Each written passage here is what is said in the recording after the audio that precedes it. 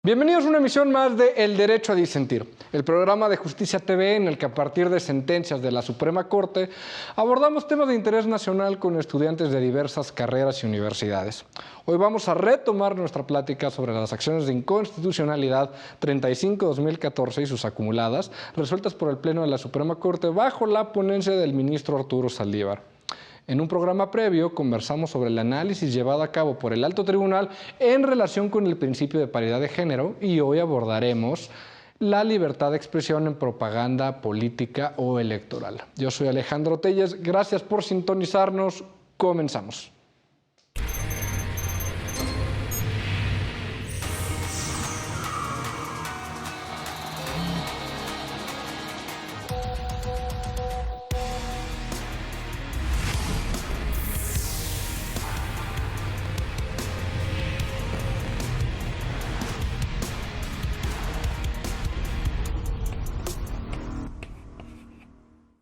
En este caso, 4 partidos políticos promovieron acciones de inconstitucionalidad en contra de diversas reformas al Código de Elecciones y Participación Ciudadana de Chiapas.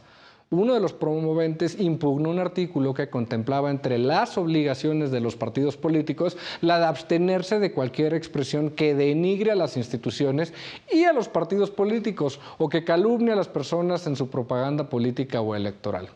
Ello al estimar que dicha restricción a la libertad de expresión no era válida ni compatible con la Constitución. La Suprema Corte determinó la invalidez de la porción normativa porque restringía la información que los partidos políticos pueden proveer a los ciudadanos sobre temas de interés público y también limitaba el debate público, pues este requiere que los partidos políticos elijan libremente la forma más efectiva para transmitir su mensaje y cuestionar el orden existente, con la finalidad de allegarse de los votos de la ciudadanía, obviamente. Para platicar sobre este tema nos acompañan Erika Aguilar, de Derecho de la Benemérita Universidad Autónoma de Puebla, Esperanza Luna, de Derecho del ITAM, Adriana García, de Biología de la UNAM y Fernanda Araujo, de Derecho del ITAM. Qué gusto tenerlas por acá. Qué gusto, Adri, que te incorpores a este debate que dio tanto de qué hablar, que nos dieron permiso de hacer un segundo programa. Pero a ver, considero importante también para la gente en casa que poco a poco se pongan en contexto de lo que fue este asunto. Si no les parece mal, me gustaría retomar un poquito de lo que fue paridad de género. Adri, platícame, ¿de qué se discutió en la sentencia sobre este tema y cuál es tu opinión? Bueno, o sea, los partidos impugnaban como las modificaciones que se hicieron en la Constitución porque decían que era una medida que vulneraba el género masculino, ¿no? Al permitir que las mujeres siguieran accediendo como con ciertas prioridades, ¿no? A los puestos de toma de decisión, ¿no? La Corte dijo que no era inconstitucional y que era parte, ¿no? Esas acciones afirmativas para garantizar un Estado democrático y un Estado de derecho, ¿no?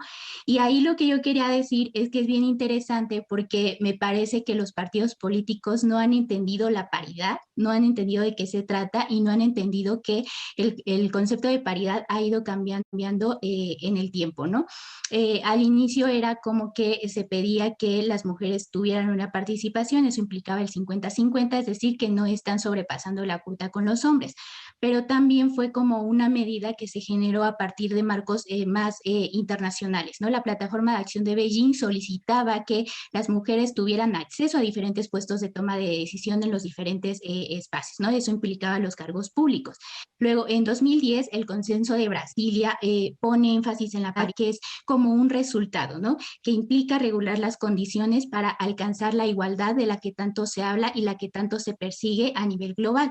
Luego, en 2013, el Consenso de Santo Domingo vuelve a retomar este concepto de paridad y dice, ok, sí, está muy bien lo que dicen, pero además es una política de Estado, ¿no? Es decir, los estados deben estar obligados a tener como medidas político-electorales para garantizar esta igualdad.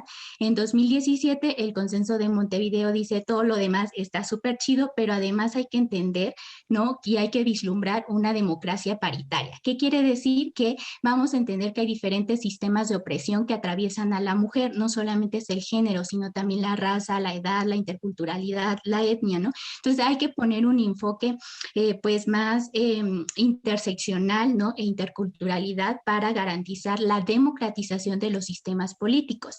Y en 2020, que algo me parece súper interesante, es que el compromiso de Santiago hace un énfasis en el consenso de Montevideo, ¿no? Y dice, bueno, además hay que poner el foco, ¿no? Y es importante en la parte étnico-racial, ¿no? Para alcanzar la democracia paritaria. Entonces, a mí lo que me parece es que este tejido deja ver que la paridad se convierte en un instrumento para redistribuir el poder y entender el poder de diferente manera como algo más complejo, ¿no? Pero además es algo que promueve y que ayuda a construir un nuevo pacto social, ¿no? Un pacto social que justamente garantice erradicar todas estas violencias estructurales que no solamente hay para las mujeres, porque cuando hablamos de género, entendemos el género como la mujer, ¿no? Y el género es algo más amplio que además es construido, ¿no? Por factores sociales, culturales e históricos, ¿no? Entonces a mí me parece que justo los partidos no han entendido como la importancia de la paridad, o sea, ya no se trata solo de garantizar el 50-50, sino se trata de democratizar la vida política, se trata de democratizar la vida pública y también un intento por democratizar la vida privada que poco se ha hecho, ¿no? Las mujeres no podemos seguir participando si los hombres no se inmiscuyen en la esfera privada, que es la primer barrera o nodo estructural que a veces impide, ¿no? Acceder a estos puestos de toma de decisión. No podría haber mejor resumen y mejor aportación para delimitar todo lo que fue la discusión en el primer programa. Te lo agradezco muchísimo, porque justo con este punto que acabas es donde nos quedábamos, ¿no? Bueno, ya dimos este primer paso hacia lo que era la paridad, no podemos evitar meter el tema ahora de representatividad y de interseccionalidad, ¿no? Y tomar los ejemplos que están pasando en el mundo, porque esto implica...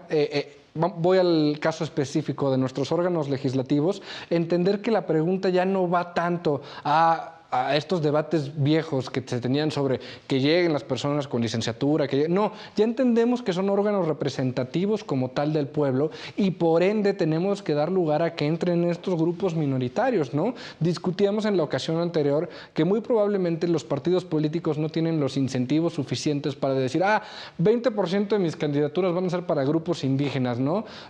Y 10% de mis candidatos o candidatas van a ser de grupos afrodescendientes. No, es necesario que emitamos determinada normativa que le pueda dar lugar a estas personas. Pero, aprovechando que estamos haciendo un recuento de lo que fue el primer programa, voy a traer a colación algunas de las preguntas que me llegaron por Twitter cuando se emitieron. Y iría contigo, Fernanda, en este sentido. Algunas de las personas que vieron el programa me preguntaban si este tipo de cuotas, este tema de paridad, no evitaba o era contraproducente porque no estaban llegando las mujeres más preparadas, ¿no? Retomando más o menos, porque no recuerdo el comentario, no lo tengo a la mano, era un tema de, es que la pregunta o la fórmula no es que lleguen más mujeres, sino que lleguen mejores mujeres y va a haber quien llegue y haga un mal trabajo. ¿Qué opinas tú sobre ese punto de vista? Pues creo que se replica el discurso que se ocupa respecto de otros sectores dominantes como son los hombres, ¿no? O sea, porque tienen que haber cuotas de género si eso hace que no lleguen los hombres que están mejores preparados. Y lo que pasa es que cuando buscamos cuotas que están enfocadas que tienen un enfoque interseccional, tenemos que partir de que hay mujeres que se benefician de las estructuras también. Como son las mujeres blancas, las mujeres ricas, que van a estar o tal vez estén mucho más preparadas que otras mujeres que no están en estas situaciones o que se encuentran oprimidas por las estructuras. Pero son situaciones que tenemos que afrontar y que pues con lo que tenemos que costear, ¿no? O sea, también parte de nuestra opinión política sobre quién pensamos que debe llegar a los de poder. Y yo no creo que solo deban de llegar a los puestos de poder las personas más preparadas, porque la política es de todos, todes y todas, ¿no? Entonces también está eso. Entonces el punto es que ese tipo de discursos replican discursos opresores hacia mujeres que están en situación de vulnerabilidad respecto de otras mujeres, y también tiene un discurso elitista porque pretende que solo las personas pues más poderosas son las que lleguen a los puestos de poder y no podemos seguir partiendo de eso. Ok, perfecto, coincido plenamente con lo que mencionas. Erika, iría contigo retomando nuevamente lo que fue la discusión después del programa. Hay quien dice, a ver, primero el argumento era que llegaran mujeres y una vez que establecemos la cuota de género nos están diciendo que no sirve de nada que lleguen el 50% de mujeres blancas, heterosexuales, privilegiadas, con educación universitaria. Y eso ha causado otro tipo de discusión donde dice, lo único que están queriendo es obtener más poder, nunca van a estar conformes. ¿Qué tan válido es este argumento? ¿Cuál es tu postura, Erika? Sí, yo creo que este argumento no está viendo a la otra cara de la moneda o no está presente en el status quo que actualmente estamos viviendo. Creo que habían que analizar otras esferas para poder afirmar esos argumentos que plantean en Twitter. Creo que es muy importante tener en cuenta que a las mujeres, como ya lo mencionó Fernanda, no todas, igual que no todos los hombres, o sea, no solamente las mujeres, también los hombres no estamos en una cancha pareja. Yo les explicaba la vez anterior que estas medidas afirmativas no van a ser eternas, o sea, son medidas que se van a implementar durante un determinado tiempo hasta que nosotros encontremos una cancha pareja. Yo creo que tanto para mujeres como para hombres, como para otras personas que se identifiquen de otra manera, yo creo que el ser más pluralistas, el tener tolerancia para todos los demás es también relevante. Creo que, como ya lo decía Fernanda, no solamente pasa con las mujeres, si eres mujer blanca, si eres una mujer con un estatus económico pues favorable, si a lo mejor vives en una ciudad, también pasa con los hombres, hay hombres que también tienen estas condiciones. Creo que sería importante tomarlo en cuenta. Y yo creo que con el paso del tiempo, aun cuando nosotros estemos implementando estas medidas afirmativas, vamos a poder obtener mayores resultados. Creo que hablamos de que, yo lo mencionaba, habría que voltear un poco hasta hace unos 66, 65 años, cuando conseguimos esta parte del voto, luego hasta hace, ¿qué será?, menos de 10 años que conseguimos la paridad. Entonces, creo que ejercer este tipo de comentarios deberían de tomar en cuenta la otra cara de la moneda, tomar en cuenta todo lo demás que estamos viendo. Y yo creo que vamos por un buen camino. Sí, se necesitan muchísimas cosas, pero vamos bien. Claro. Fíjate, qué importante este recuento que haces, porque muchas veces pecamos de no hacer este análisis histórico, ¿no? Y creo que es necesario ponerlo sobre la mesa y recordarlo en cada discusión, ¿no? Antes de los años 50 la mujer no votaba en México, ¿no? Entonces, cuando vienen todas estas posiciones donde dicen la igualdad siempre ha existido, son modas, por supuesto que no, ¿no? Si bien se han logrado pasos importantes en estos 70 años, ¿no? Queda claro de que es únicamente un paso en una lucha histórica a la que falta muchísimo más, no solo en el tema de mujeres, sino en grupos en situación de vulnerabilidad, indígenas, afrodescendientes, personas con ciertas discapacidades, etcétera, ¿no? Pero bueno, si les parece bien, a menos que quieran añadir algo, dejamos por aquí el tema de paridad, porque... A mí nada más me gustaría añadir una cosita muy chiquita, y es retomando lo que dijo Erika de que las medidas afirmativas son temporales. Y aunque sí coincido que las medidas afirmativas son temporales, no quiere decir que vamos a ver su fin en nuestra vida, ¿no? En nuestro tiempo. A lo que me refiero es que las estructuras son tan naturales, son la manera en que se conforma nuestra sociedad, que probablemente las personas que estamos aquí reunidas no vamos a ver el fin de los grupos parlamentarios que necesitan cuotas para que pueda haber una igualdad sustantiva entre los grupos en situación de vulnerabilidad. No, claro, sin duda. Sin duda, como bien mencionas, es una cuestión que va a tomar tiempo y reitero, vamos en el camino correcto, pero falta mucho, mucho todavía, ¿no? Porque también esa es una pregunta que dice la gente, ¿no? Medidas afirmativas, sí, pero ¿hasta cuándo, no? Pues sí, todos queremos llegar a ese punto, pero tampoco tenemos que meternos en un tema de presurizar las cosas y decir, bueno, pues 5 años, por supuesto que no, va mucho más allá. Se nos acaba el tiempo del primer bloque, entonces ya regresaremos en el segundo ya con el tema de discusión, que sé que se va a poner buenísimo porque tienen posiciones políticas encontradas, lo sé y así lo manejaré. Entonces, si les parece bien, vamos a un pequeño corte, les recomiendo un cafecito porque se viene lo bueno. Estamos de vuelta en el Derecho a Disentir por Justicia TV. En el primer bloque nuevamente nos metimos al tema de paridad y se supone que este segundo programa solo lo íbamos a dedicar al tema de libertad de expresión y sus limitantes en partidos políticos, pero hacia allá vamos. Erika, platícame un poquito, ¿cuál fue el reclamo de este partido político? ¿De qué va la norma sobre la que vamos a platicar? Sí, bueno, creo que es muy interesante lo que vamos a tocar en este programa con respecto a la restricción de la libertad de expresión en ciertos casos. En este caso, el PT nos señala o viene y nos dice que se están violando sus derechos humanos y sus derechos constitucionales porque le están diciendo que por favor no haga afirmaciones que denigren a otros partidos políticos. Entonces viene y nos dice, estás coartando mi libertad de expresión, algo que es fundamental para la vida política, pero no solamente para la vida política, sino también para la democracia. ¿Por qué? Porque creo que los ciudadanos, cuando vamos a ejercer nuestro voto, necesitamos allegarnos del mayor número de información, de la mayor información posible para poder ejercer un voto correcto, un voto informado. Entonces, si nosotros no vislumbramos ese choque de ideas, si nosotros no abrimos el debate, no vamos a poder distinguir el bueno y lo malo. ¿Qué quiero decir con esto? Que también tendríamos que analizar en este momento muchísimas cosas. Primero, ¿qué es la libertad de expresión? ¿Cómo surge la libertad de expresión en nuestro país? Podemos decir que la encontramos en el 1917, cuando se crea nuestra Constitución, pero también ¿por qué? ¿Cuál era ese momento? Estábamos viendo la revolución, estábamos ante una sociedad que gritaba libertad. Entonces, precisamente por eso se crea esta libertad de expresión. Podemos también hablar incluso sobre tratados internacionales en donde está presente. Podemos traer también a colación sobre los discursos de odio y para relacionarlo más con la paridad de género, hablar de que muchos políticos, muchas personas que se ostentan cargos de poder denigran a las mujeres cuando llegan a ejercer estos cargos. Entonces, ¿cómo se mide la libertad de expresión? ¿Es cualitativa, cuantitativa?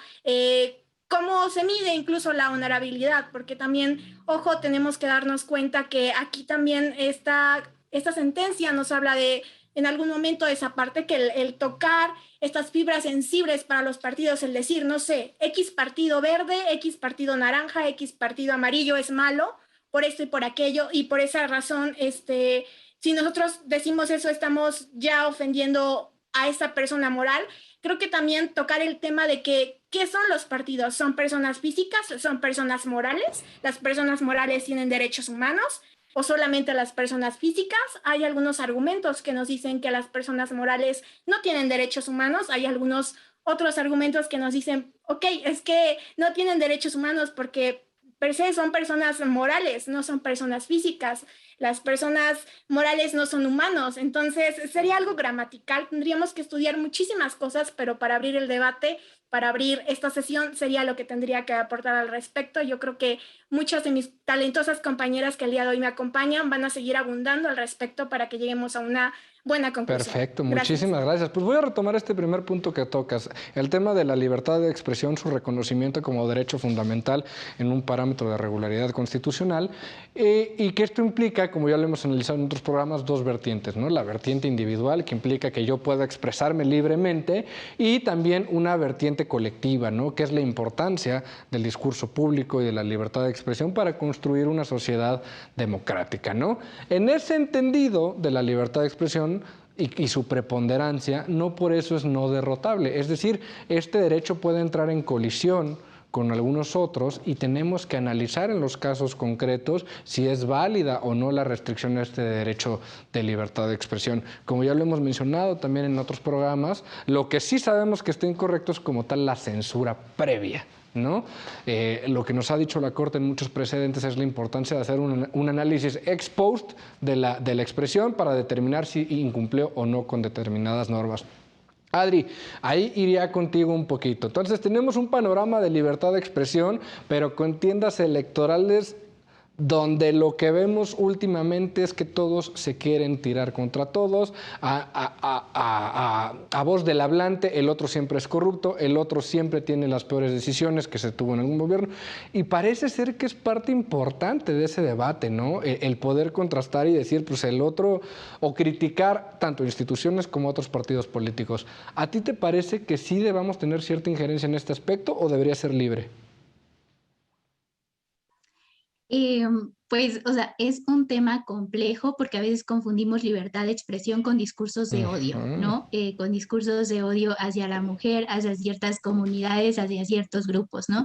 Entonces, creo que es una línea bien delgada, pero sí es súper necesario, o sea, tener como esta libertad de expresión para difundir, ¿no? Las ideas, ¿no? Y todo lo que se está haciendo mal, porque una cosa es decir, bueno, ese programa o esa política está mal porque daña, bla, bla, bla, bla, bla, ¿no? O porque se cometió un acto de corrupción, bla, bla, bla, bla, bla, ¿no? Entonces, eso es, ¿no? Como brindar a la población una verdadera transparencia, ¿no? Para poder nosotros discernir por quién votamos, por quién no votamos, cuáles son las propuestas. O sea, me parece que esta libertad de expresión debería de tener un contenido y un fundamento que justamente apele a ayudar a la población a tomar mejores decisiones, porque el votar por un partido político no es de votar por el partido político, es tomar las riendas de tu vida y el cómo vas a vivir, ¿no? Y los cambios que tú esperas tener justamente para transitar a una sociedad pues más justa, ¿no? Entonces es una línea bien delgada ahí con los discursos de odio que me parece que sí emiten muchas veces, ¿no?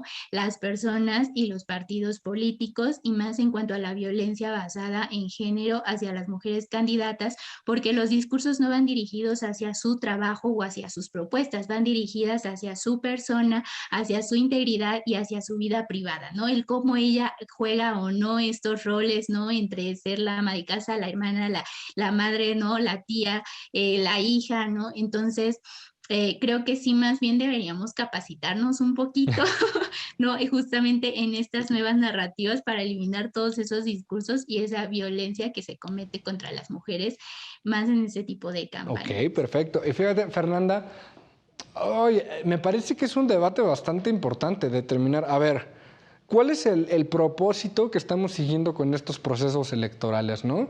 Y entendiendo una vez cuál es el propósito, creo que pudiera yo entender cuál es el punto de vista de los creadores y los que defienden la norma, que es decir, pues es que ya tenemos un proceso plagado de mentiras y que está robustecido únicamente de adjetivos calificativos sobre las instituciones, partidos políticos y personas, cuando debería ser un mero tema de propuestas, ¿no? Y de construcción de gobierno. ¿Crees que por ahí pudiera estar válido, Fernanda, o de plano no? No, yo no le encuentro validez alguna a la norma. O sea, creo que si bien encuentro el comentario de Adriana atinado, creo que no tampoco es un argumento a favor de la norma, porque sí hay una protección hacia las candidatas, candidatos y candidatas que decidan correr para un partido, ¿no? Lo que esta norma pretendía proteger era a las instituciones y no a las políticas en sí mismas. Y lo que no podemos proteger ni darle dignidad nunca es a las instituciones, porque entonces vamos a cometer un montón de atropellos en contra de las personas en pro de proteger instituciones y no podemos partir de ahí, porque entonces vamos a empezar a sancionar administrativamente. Bueno, quiero pensar que parte de sanciones administrativas, vamos a empezar a sancionar administrativamente a personas por ofender a una institución y ¿cómo va a ser eso? ¿No? O sea, y además, ¿qué significa ofender a una institución? Que yo venga aquí y decir que el PAN es corrupto, que yo venga aquí y decir que el PAN es un narcopartido, eso yo estoy denigrando el PAN, me pueden sancionar administrativamente. No sé, o sea, no podemos partir de eso, que es una restricción absoluta a la libertad de expresión política. Uy, qué fuerte esto que mencionas, porque entonces, a ver, Esperanza, yo te preguntaría, ¿cómo delimitamos, o sea, el campo de acción de este árbitro electoral, ¿no? Por ejemplo, me parece que en ese sentido parecería que cayéramos únicamente en un tema de instrumentar los procesos democráticos, pero ya no meterse en nada por cuanto al contenido. ¿Tú estás de acuerdo en esto? Mm, yo siempre voy a velar por las formas y los fondos, evidentemente, en cualquier debate político, incluyendo este que es realmente un debate académico, un debate en el que 4 mujeres y tú como conductor estás, pues vaya, abriendo estas brechas de conocimiento y que justamente estamos averiguando o cuestionando estos sistemas que justamente más allá de incluso favorecer la libertad de expresión, en ciertos casos la obstruyen o, como hemos comentado en el caso de Lilia Cacho, incluso salen contraproducentes, ¿no? Yo creo que siempre nosotras como mujeres, como activistas, como feministas, tendremos la obligación de defender la verdad, cueste lo que cueste, teniendo como ejemplo a Lilia Cacho, uno de los recientes debates que tuvimos. Y sería hipócrita también decir que, por ejemplo, la referencia al PAN, que es un narcopartido, etcétera, etcétera, etcétera, sería hipócrita de mi parte mencionar que no han pasado ciertas cosas, ¿no? Entonces, el hecho de que, por ejemplo, estas, por ejemplo, normas que, vaya, mermen la libertad de expresión o incluso el derecho a la verdad a las otras personas, sí es bastante delicado. De cualquier forma, yo creo que no fueron las formas como tal de promulgar esta situación. Vaya, se entiende, por ejemplo, por qué estos partidos mencionaron como el Partido del Trabajo, etcétera, mencionaron que se estaban obstruyendo sus derechos, pero justamente yo creo que también hay que considerar la parte de la sensibilización de las personas de cualquier partido a los temas de paridad de género, ¿no? Como mencionaba Adriana, creo que los partidos no se han dado cuenta de la importancia y la urgencia de implementar estas medidas paritarias y que no solamente se vean como un instrumento político para apoyar a cierta candidatura con cierta finalidad política, ¿no? Yo creo que eso también hay que considerarlo y también el hecho de dejar de santificar o dejar de satanizar a los partidos por sus acciones y errores, ¿no? Yo creo que todos los partidos han hecho en su momento cosas buenas, todos los partidos han tomado pésimas decisiones y yo creo que en esta democracia, como dice Adriana, tenemos que nosotros, sobre todo nosotras como mujeres, tomar las riendas de nuestras decisiones, de nuestra vida democrática para que realmente podamos lograr un cambio en nuestro Ok, país. perfecto. Y en este tema que nos comentó... Yo Sí, adelante, quisiera adelante. decir algo, sí, gracias. Y es que de todas maneras es una, o sea, este tipo de normas, este tipo de discurso es muy peligroso. En nombre de la protección de las formas, en nombre de la protección de los monumentos, han desaparecido mujeres, las han violentado, las han gaseado, las han metido a la cárcel. ¿Cómo? O sea, este tipo de normas es lo que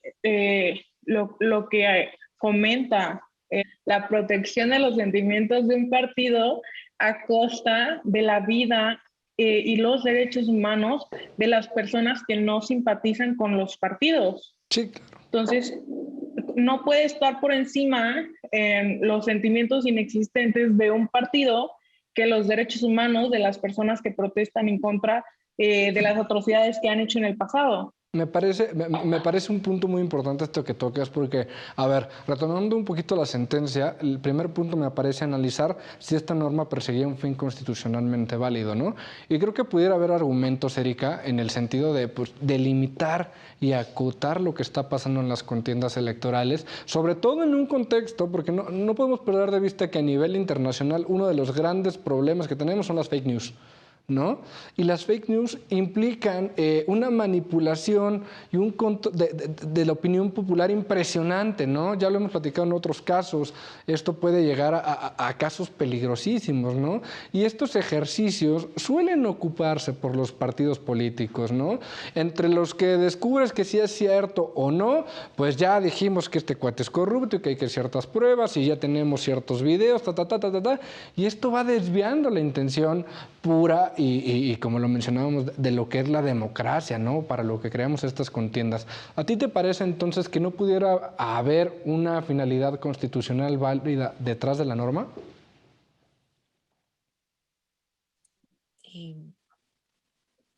¿Erika? Es que vi que alguien prendió su micrófono, pero no hay problema. Claro, creo que sería importante tomar en cuenta que como ya lo había mencionado Fernanda hace un momento, Y no podemos decir que los discursos de odio y la libertad de expresión son lo mismo.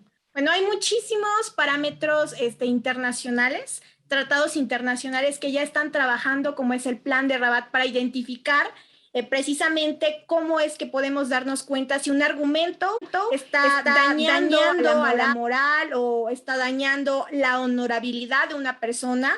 En este caso, cuando hablamos de los partidos políticos y hacia la pregunta que tú me haces hace un momento, creo que me resulta importante tomar en cuenta y volver a recalcar esta pregunta que hace un momento yo les hacía, que es si los partidos políticos o si las instituciones tienen derechos humanos por ser personas quizás morales. Esta pregunta que dejo en el tintero para que las personas que nos están viendo a través de redes sociales lo debatan un poco. Creo que la Corte ya se ha pronunciado al respecto en algunas otras sentencias y nos ha otro argumento que se plantea es que como detrás de estos entes, detrás de estos partidos políticos, hay personas, hay humanos. Sí, cuando nosotros realizamos un comentario haciendo la analogía que Fernanda hace un momento utilizó, de que si yo digo que X partido es malo y atrás de este partido o dentro de este partido están incluidas personas, esas personas se sienten un tanto violentadas o se sienten por el hecho de tener ciertas ideologías, se pueden sentir como incómodas. Pero creo que la libertad de expresión, volviendo a la sentencia, a lo que estuvimos analizando hace un momento, hay un momento en el que esta misma nos señala que también tratados internacionales ya no se refieren que la libertad de expresión tiene per se incluida comentarios que en algún momento la ciudadanía, de los demás humanos, afirmamos que quizás incomoden a ciertas instituciones, incomoden a ciertos estados, incomoden a ciertos gobiernos, pero que estamos en esta libertad porque vuelvo al mismo punto. Creo que sí es válido. Es lo que voy a decir, quiero que quede claro, o sea, no estoy a favor de los discursos de odio, porque los discursos de odio contemplan otros parámetros que ya les expliqué hace un momento, que existen incluso el plan de Rabat para identificar este tipo de discursos, pero creo que el hecho de hacer ciertas afirmaciones en el orden o en el tintero de los que estamos viviendo cuando realizamos estas contiendas electorales, creo que es válido hablar. Creo que no solamente hablar de lo bueno, también es válido hablar de lo malo, de mencionar aquello que muchas veces no queremos mencionar, de que no queremos nombrar con el nombre que verdaderamente tienen, como Fernanda hace un momento también lo mencionó. Creo que es importante. ¿Por qué? Porque si yo todo el tiempo estoy diciendo, perdón que tome el ejemplo, el partido azul es bueno, es bueno, es bueno, ¿Cómo es le han bueno, es pegado bueno? en este programa? ¡Qué bárbaro! ¿Qué es lo que va a entender la ciudadanía cuando va a realizar este voto? Pues que es bueno, pues voy a votar por él. Pero si por el otro lado, en la otra esfera, tengo a los demás partidos que existen, que también tienen derechos, por así decirlo, las personas que están dentro tienen los mismos derechos de expresarse, y decimos que el partido amarillo o el partido violeta también es bueno, pero también es malo, entonces traemos a la mesa argumentos como a favor y argumentos en contra, lo cual nos abre a una esfera más amplia en donde nosotros como ciudadanos informados decidimos entre esta controversia, decidimos cuál elegimos, si elegimos el partido violeta, que es bueno, pero que también es malo, o el partido azul, que a lo mejor es bueno, bueno, bueno, o malo, malo, malo. Entonces, creo que habría que analizar un poco más a fondo. Yo creo que sí es importante y creo que sí debería de estar permitido abrir el diálogo al respecto. Creo que sí, nosotros podemos realizar este tipo de afirmaciones y en algún momento decir, por ejemplo, el Estado está fallando, el Estado está haciendo esto. Yo si fuera periodista y no por esa razón estoy violentando el derecho de las demás personas o violentando el derecho del mismo o del propio Estado al estar haciendo este tipo de, por así decirlo, calumnias, cosa que ya se derogó hablando de las calumnias y de todos estos otros comentarios. Creo que sí, la libertad de expresión tiene un pequeño límite, creo que sí lo ha tocado la Corte en algún momento, pero analizando la situación en concreto. Y en esta situación en concreto es por eso que yo manifiesto que los partidos sí deberían, las demás personas deberían de poder traer a la mesa y deberían de poder decir X partido no es bueno o X partido es demasiado bueno O medio y bueno. X partido es Claro. malo. O sea, En primer lugar, ok, me quedo con eso, no a la censura previa, sí a la libertad de expresión, sí a los derechos de los partidos políticos a expresarse. Regresamos en el tercer bloque porque quedan otras preguntas pendientes. Estamos de vuelta en el último bloque del derecho a disentir. Con este panelazo siempre tenemos el mismo problema, se nos acaba el tiempo muy rápido. Entonces, para este último bloque de conclusiones, nos queda muy poquito tiempo, me gustaría que en un minutito y medio, cada una me pudiera regalar sus conclusiones sobre el tema. Adri, agradeciéndote que nos hayas acompañado, empiezo contigo.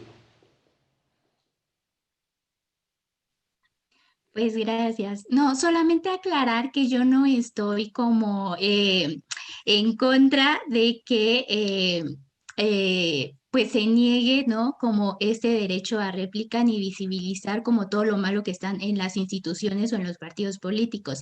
Solamente quería como hacer el énfasis en que muchas veces también, o sea, para argumentar eso, ¿no? Para decir que están dañando su figura, dañan a personas dentro de ese partido, ¿no? Y de ahí se cuelgan para decir que dañan su imagen. O sea, como que por ahí iba mi punto y a favor completamente de que todas las personas tengamos el total derecho al acceso a la información, ¿no? A emitir nuestra opinión y nada más, pues, o sea, pensar, ¿no? Quiénes ponen o determinan estas restricciones a la libertad de expresión, ¿no? Y en qué sentido lo entendemos. Y creo que tiene que ver con todo un contexto social y cultural también y una disputa política que ha habido como siempre. Entonces, nada más como pensar en eso, ¿no? Porque los partidos están apelando a protegerse como institución, ¿no? O las instituciones a decir, no, no me vulneres, no digas nada malo de mí, ¿no? Como ahí, ¿qué otras cosas están jugando y por qué quieren reflejar eso a la sociedad, ¿no? Y que la sociedad en lo general entienda que se están golpeteando a las instituciones, ¿no? Como con afán de destruirlas y no más bien como con este afán de visibilizo lo que está mal para construir Claro, mejor. muchísimas gracias. Esperanza, vamos contigo. Claro. De nuevo, creo que no se entendió al 100% mi comentario anterior, pero justamente, claro, el hecho de reconocer que los partidos cometen errores y cómo señalarlos es bastante importante. Yo siempre voy a hacer referencia a las formas por cuestiones personales, pero obviamente hay personas que prefieren hacerlo de una manera más directa, sin filtros, y es totalmente aceptable. Están ejerciendo estas personas su libertad de la expresión. Entonces, pues bueno, ya que estamos hablando del Partido de Acción Nacional, últimamente, pues incluso las mismas senadoras, diputadas y demás cuestiones, sobre todo los colectivos de mujeres como las integrantes de la Secretaría de Promoción Política de la Mujer, se han puesto en contra de estas designaciones, vaya, en las que realmente no se consideran a las mujeres que realmente pueden ocupar estos cargos y solamente son dedazos o amigazgos, ¿no?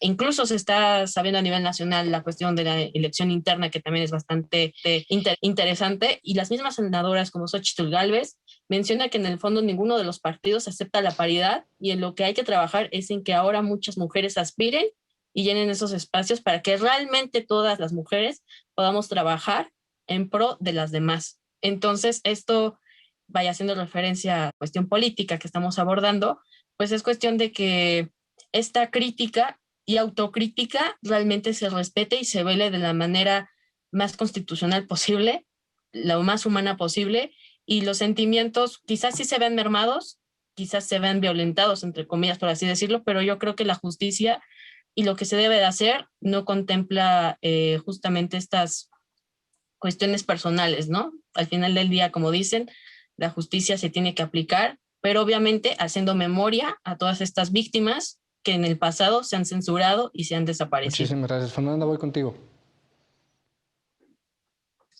Sí, muchas gracias. Yo creo que como conclusión diría que no podemos partir de un Estado que le dé dignidad a las instituciones. No podemos partir de un Estado que en pro de proteger a las instituciones, viole los derechos humanos de los ciudadanos, ciudadanas y ciudadanos que habitan el país. Tan sencillo como eso, este tipo de normas es lo que fomenta la violación de los derechos humanos de las personas protestantes. Y también me gustaría mandarle, por último, me gustaría mandarle un saludo a Santi León, que tiene 8 años y dice: estudié mucho para que un día lo inviten en un programa como este. Muchas Un gracias. saludo a Santi, que seguramente tendremos el gusto de tenerlo por acá en unos años. Erika, cerramos contigo.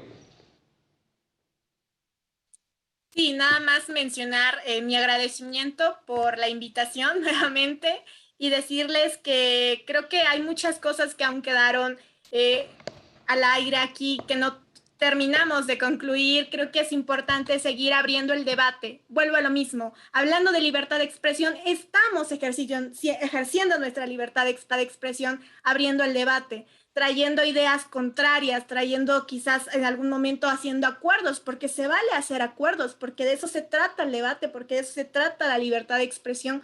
Creo que decirle a la ciudadanía en estos momentos que en algunos partidos están viviendo este tipo de acciones, este tipo de momentos en los que hay que elegir entre uno y el otro, que el voto informado es importante, que nos informemos como ciudadanos, porque tenemos, vuelvo al mismo punto que hace un momento mencionaste, Alejandro, el derecho a la libertad de expresión no solamente es de mi lado, es del lado de la colectividad también. Ellos tienen derecho a informarse, así como yo tengo derecho a expresarme. Entonces, pues nada, muchas gracias. Muchísimas gracias. Claro que sí, tenemos todos el derecho a la libertad de expresión y también el derecho a disentir.